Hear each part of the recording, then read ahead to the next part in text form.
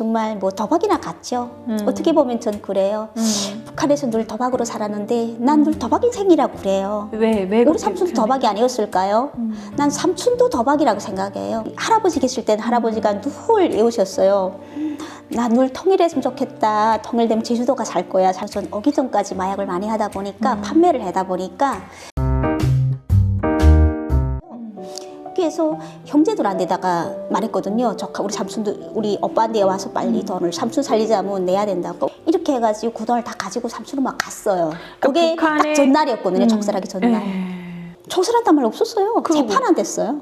그 다음 날에 말뚝이 실지만에 5개가 서 있었다더라고요. 우린 난 현장에 못 나가봤는데요. 그날 밤이 새벽 3시쯤이 됐는데 전화가 왔어요. 보안소에 좀 직책에 있는 사람이 전화 왔더라고요. 자기네 말뚝 세우고 들어왔대요. 5개를 세웠대요. 그래서 깜짝 놀랐어요. 말뚝 세우면 촉살한다는 소리거든요. 그렇지. 야, 이게 뭐야? 말뚝 세웠다는 건 재판이 아니고 지금 촉살할 수 있다는 소리인데? 그럼 5명을 촉살한다는 소리인데? 깜짝 놀란 거예요. 이건 촉살한다는 소리가 없고 재판을 한다고 했는데 왜 촉살하지? 그래서 실제 말해 솔직히 5명을 촉살하게 돼 있어, 명단에. 그랬는데 5명이 아닌 우리 삼촌만 촉살하고 나머지는 다 무기징역 갔거든요. 그 축구도 삼촌의 나름대로 축구들이었네요. 몽땅 축구이었거든요. 몽땅 양정집엔 다 축구들이었는데 다 내깔이고 삼촌만 촉살한 거죠. 한 사람만. 기본 같이 하는 건 우리 삼촌이었으니까. 4명은 다 우리 삼촌 축구이었고 장성택이하고 기본 가서 갖고 떼고 하는 건 우리 삼촌이었으니까. 그러면 삼촌이 말로는 원수님께서 선물해준 차다. 말은 이렇게 했어도 실제적으로 장성택이가 새롭게 그리는 그 어떤 정권을 뒤집기 위한 거기에 조금이라도 연관이 되어서 그렇게 죽인 건 아닌가요? 장사꾼이에요. 장사꾼이다. 장사꾼이에요. 삼촌은 장사꾼이에요. 철도철미 장사꾼이에요. 정말로 네. 정치의 개념이 있어서 그러진 않아요. 진짜로요. 가족들이 그렇게 총살됐다는 얘기를 듣고 다 괜찮았어요? 어땠어요? 그렇죠. 많지. 아프죠. 우리 어떻게 안 괜찮겠어요. 근데 북한에서 그걸 우리가 표출할 수 없다는 거 아시잖아요. 그러니까 우리 북한에서 그런 게 있잖아요. 우리가 왜 자연스럽게 우리말을 할 수 없이 살았잖아요. 그러니까 우리가 그 아픈 상처를 드러내놓을 수 없잖아요. 그러니까 아파도 아픈 내색 못하고 그랬구나. 네, 살았죠. 형제들은 많이 삼촌 돌아간 다음에도 많이 돌아갔어요. 그 2차에서 다 돌아가셨어요. 그 충격으로 2차 돌아갔어요. 야, 이게 무슨 일일까 도대체. 우리 2차 갈 줄 몰랐어요, 진짜로. 2차 다 돌아가시고 그러더라고요.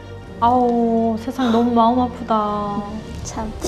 그래 그때 그랬어요. 야, 그 많은 돈 가지고 그 능력으로 정말 한국으로 왔으면 야, 진짜 참.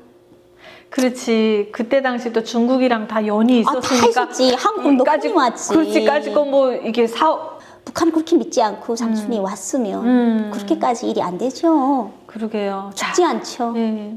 제가 대한민국에 2008년 1월 23일 날에 집을 나와서 정확히 대한민국에 입국한 날짜가 2008년 12월 18일입니다. 나를 국정원에서 의심을 하더라고요. 너는 다른 여성들은 다 팔려가 애를 낳았거나 몇 년 있다가 또는 또 강제 구성됐다 오는데 저는 앞만 봐도 22살이었어요. 그때 제가. 그렇지. 근데 3번 팔려갔어요, 제가. 진짜. 응. 아니, 나는 너 이해가 안 된다는 거예요. 그러면서 나보고 그래. 너가 정말 북한에서 제대로 거기 사람이 맞는지 증명할 거 하나만 말을 하래요. 근데 내가 말을 하자고 해도 우리 동네에 살던 누가 한국 갔다고 했어요. 이러면은 혹시 얘야? 하고 해서 맞아요. 이렇게 될 텐데 그 당시는 온 사람도 없어. 그렇죠. 제가 제일 처음이란 말이죠. 그렇죠. 그래서 오문역 사건을 얘기를 했어요. 그랬더니 다음날 풀어주대요.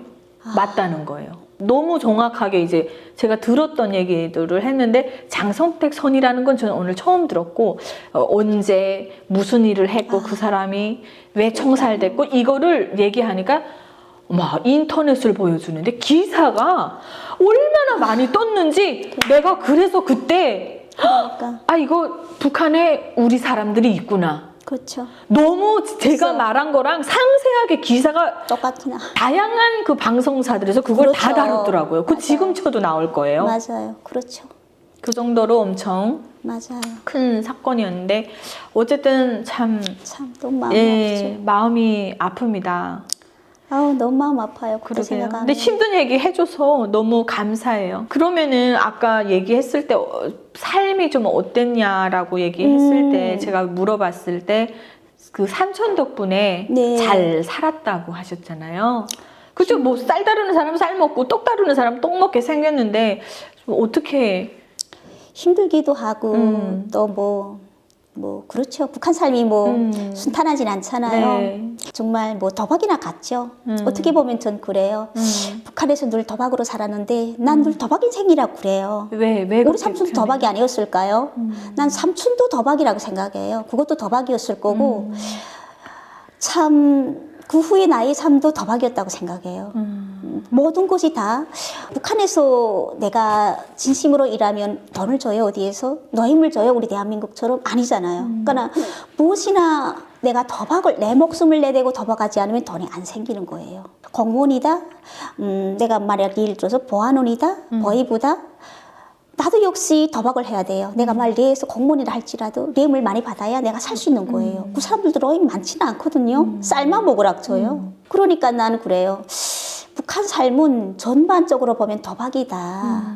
그래요. 그래서 이렇게 중독 상담학과에 들어왔는지는 잘 모르겠는데요. 참. 그 도박이다라고 표현하는 이유를 제가 알 것 같아요. 왜냐하면 우리가 네. 이게 도박이라는 게 말 그대로 여러분 설명을 안 해도 아시잖아요. 그렇죠.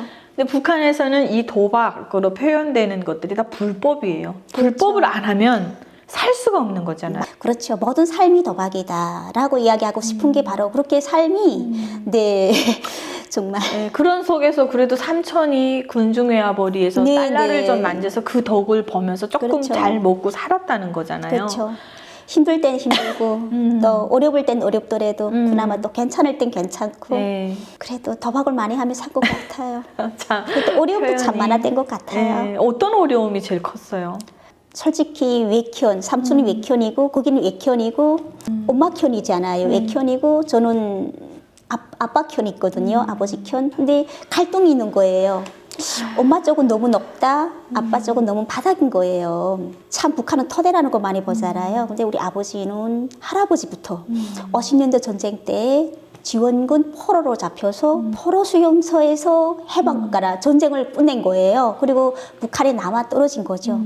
그러다 보니까 토대가 엄청 안 좋았던 거예요. 우리 아버지네 쪽은. 그러니까 아버지가 입당도 할 수 없던 집안이고. 포로 지원군이면 중국으로 해서 나간 거예요? 맞아요. 그러니까 중국에서 사셨는데 전쟁이 터지면서 그 당시 중국하고 북한이 사이가 좀 좋았잖아요. 네. 그러니까 중국에서 지원군으로 북한에다 들이민 거예요. 우리 할아버지가 16살에 포로를 왔대요. 참 소년이잖아요. 근데 북한에 왔는데 16살에 총을 매요. 그리고 알아요. 너무너무 엄마가 보고 싶은 거예요. 그래서 할아버지가 전쟁하다 말고 도로 건너갔대요. 중국으로. 건너가다가 포로를 잡힌 거예요. 아이고. 그래서 포로 수용소에서 전쟁 3년을 다 거기서 보낸 거죠. 그리고 다시 북한에 떨어진 거죠. 그러다 보니까 할아버지는 그 포로 병이라는 딱지가 늘 붙어 있은 거죠.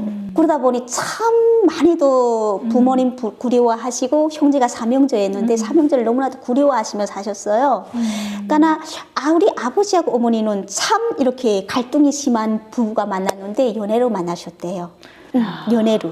근데 우리 아버지가 참 잘났거든요. 근데 우리 어머니는 아마도 그 잘난 인물에 반했던 것 같아요. 그러니까 토대가 안 좋아도 갔겠지. 그래서 갔죠. 그러니까 참 그렇게도 떼말리고 반대를 했는데도 둘이 살았대요. 근데 참 내가 살아보면 진짜 맞는 것 같더라고요. 정말 저 어떤 때는 안 살았으면 좋겠다 싶을 정도로 갈등이 심할 때가 있는데 두 분이 사랑이 너무나도 깊으니까 또 사시더라고요. 그렇게.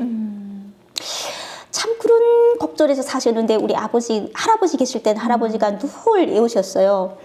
나 늘 통일했으면 좋겠다. 통일되면 제주도가 살 거야 해서 제주도 가도 못 봤는데 19년도에 와서 어디로 가는가 해서 제주도라고 썼댔어요. 처음에. 하나원 선생님이 날 딱 보시더니 왜 제주도 가려고 하는가, 제주도 누가 있는가 하더라고요. 아니 전 아무도 없는데요. 제주도 가서 못 산다더라고요. 왜 가려고 하는가 해서 저희 할아버지 눈 감으실 때 제주도 가기 전까지 계속 제주도 가 살기 싶다고 해서 제가 제주도 가려고 한다고 했더니 진짜 그랬어요.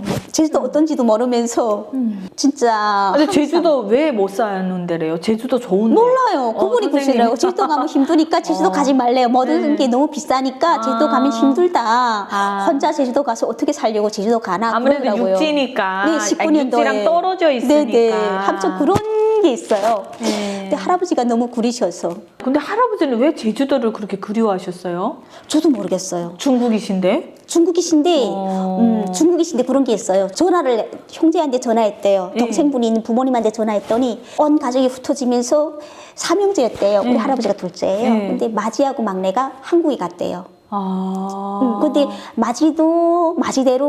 마지는 그 당시 여기 전쟁에 오고요. 네. 갈라온 거예요. 할아버지는 지원군, 할아버지는 또 우리 대한민국에 이제 국군으로 국군으로 사병이 되고. 들어가고 막내는 막내들 나이 너무 어리니까 있다가 어떻게 되는지 막내는 행군이 됐는데 후에 형을 찾는다고 또 한국을 왔대요. 내가 찾을 수 있는 게 한국밖에 없다고 생각했대요. 그래서 계속 한국으로 가겠다고 했어요. 이제 보니까 맞아요. 아, 근데 그 중에 이제 제주도가 꽂히셨나 봐. 근데 자꾸 제주도에 가신다고 네. 하시더라고요. 네네. 부모님과의 그 갈등 속에서 굉장히 맞아요. 이제 그런데 언니가 맞이로서 생계를 이어간 건가요, 그러면? 그렇죠. 그러다 보니까 우리 아버지가 그런 게 심했어요. 나는 그러니까 외견에 처가견에 우지하지 않고 내 힘으로 살아야 된다라는 걸 저 어릴 때부터 자꾸 심어주시더라고요. 그래가지고 그 삼촌이 있잖아요. 우리를 참 집을 좋은 거 지어주셨어요. 좋은 집을 지어주셨는데도 야. 불문하고 우리 아버지 그 집을 안 들어갔어요. 왜 안 들어가던가 하면요. 우리 아버지가 참 김구 선생님보다 자존심이 더 셌던 것 같아요.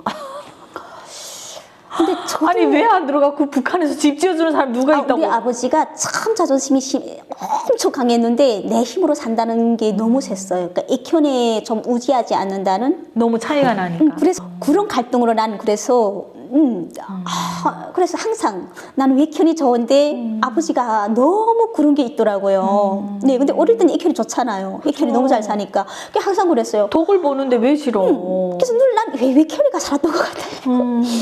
왜냐면 애견은 문턱이 너무 높아서 좋은 거 있잖아요. 근데 친견은 너무 바닥친단 말이에요. 그러니까 좀 내가 철이 드니까 아버지 말이 옳겠다. 내 힘으로 사는 게 맞겠다라는 생각이 들더라고요. 그래서 거기서부터 내가 사서 고생하지 않았나 싶을 정도로 내 힘으로 돈 벌겠다고 참 그랬던 것 같아요. 무슨 장사했어요? 그러면서 제가 참 손을 많이 댔던 게 불법이었던 것 같아요. 그래서 아까 도박이라고 표현을 했군요. 네, 불법, 비법 이런 데 불법적인 데 손을 많이 대가지고 참 모험을 많이 했던 것 같아요. 불법이라면 종목이 뭐예요? 동장사? 기본적으로?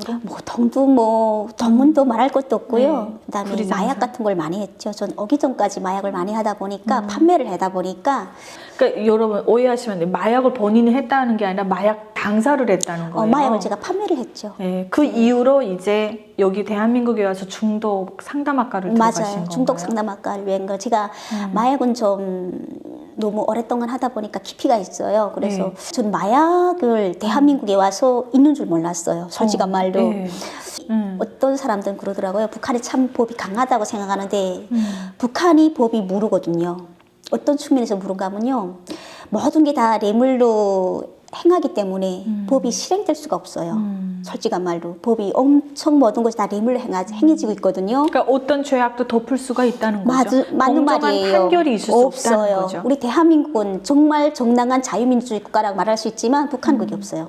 그렇기 때문에 정말 뇌물이 성행하기 때문에 마약도 그만이 판치고 있어요. 어느 정도예요? 네네. 어느 정도요? 누구나 다 할 수 있죠. 그럴 그러니까 정도로. 사람들이 이래요. 물어보는 게 뭐냐면 먹을 게 없는 데서 어떻게 마약을 하냐. 근데 진짜 먹을 게 없는 사람은 마약 못해요. 마약이 가격이 있어요. 어떤 분은 이렇게 인터뷰를 하시더라고요.